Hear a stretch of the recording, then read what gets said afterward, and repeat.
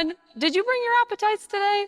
I sure hope so, because this week's class is cooking class. This has got to be the best class ever because you learn to make something and then you eat it. So let me tell you what I love to eat. Here in a moment, I want you to turn to a friend and tell them your favorite food. I mean, the food that you could eat for breakfast, lunch, and dinner. The food that you'll never say no to. Ready? Go. Are you hungry yet? Now, we aren't learning about food just because it's fun. We're gonna learn more about God by learning about food. In particular, we're learning about how God is 3 in 1, or triune. It's a concept that we call the Trinity. But first, I think we need to play a little game that I'm calling Get Egged. So here in front of me are 4 numbered eggs. 1, 2, 3, 4. 3 of these eggs are hard boiled, but one of them is raw. So you need to guess which one is raw, okay? Take a second. Which one do you think is still a normal, uncooked egg? Tell the person next to you. Okay, now it's my turn. I have to smash 3 of these on my forehead, and I'm hoping that I do not pick the raw one. So here it goes. I think I'm gonna try number 1 first because there's no way that they would make the first one raw, right? All right, here we go. Whew, sweet, I'm safe. Okay, now where do I go next? Which one do you think is the hard-boiled one? 4? You think it was 4? Okay, we're gonna try number 4. All right, here we go. Oh, that one didn't even crack. Hold on, let me try again. Oh, that one was hard-boiled. That felt like a close call for a second.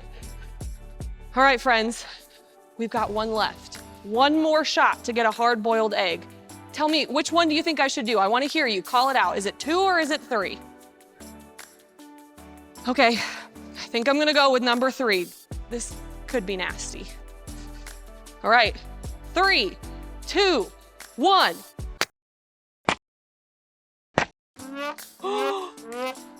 That was way messier than I thought it would be. Let me clean up a little bit. So why are we talking about eggs? Because they're an egg-cellent example of the Trinity. See what I did there? See, there's only one egg here, but when I crack it open, I can see that there are 3 parts. You can see the shell, the white, and the yolk. In the Trinity, there's only one God, but there are 3 persons: God the Father, God the Son, and God the Holy Spirit. The idea of the Trinity is all over the Bible, like when God created the world, when Jesus was baptized, or when people received the Holy Spirit. But today, we're gonna talk about the most amazing stories in the Bible. In fact, we have a day every year where we celebrate one specific story. Let's see if you can guess what day it is as I pull these items out. From my basket, it looks like I have an angel, a bunny, an egg, some jelly beans. It looks like a cross and a rock. Okay, so what holiday do you think it is? Did you say Easter? That's 100% right. On Easter, we celebrate the resurrection of Jesus, but if you think about it, we talk and celebrate his resurrection all year long. Did you hear that chime? That means it's vocab time, the time of the day where we learn a new big word. The word today is resurrection. So what's that word mean? It means that something was dead and it came back to life. Like my iPhone had a dead battery, but after charging it, it came back to life. That's a resurrection. But for us, it's more than just a dead battery. It means dead, like a smashed spider dead. Then it comes back to life. That's what it means to be resurrected. And specifically, we're talking about the resurrection of Jesus. So let's check out this Bible story to learn more. In the beginning, God made the world and everything in it. It was perfect. But we broke the perfect world by sinning. Sinning is everything we think, say, or do that goes against God and who He is. God is love. And when we are unloving, we're sinning. Our punishment for sin is death and separation from God forever.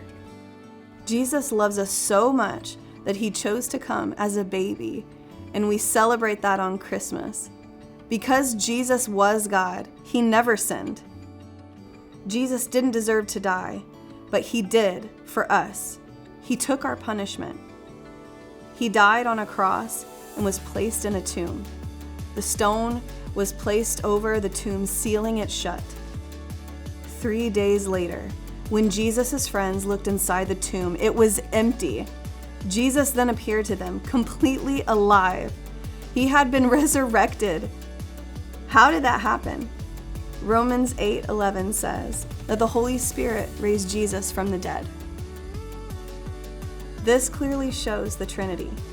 God the Father placed our sins on Jesus, the Son, and the Holy Spirit brought Him back to life. And all three are made of the same thing, love, because God is love. I think it's amazing how we see the Trinity at the resurrection of Jesus. God placed our sins on the Son, and the Holy Spirit made Him alive again. And guess what? If we believe in this, then our sins will be forgiven and we will live forever too.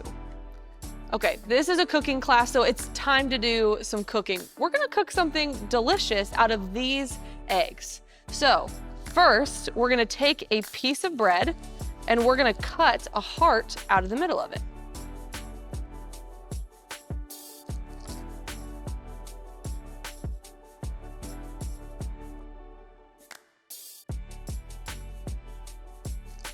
Then we're gonna put butter on both sides of the bread.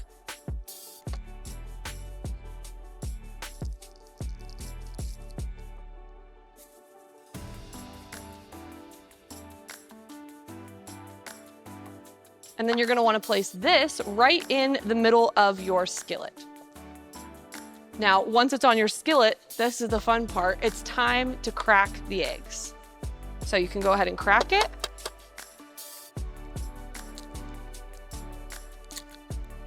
And put it right in the middle.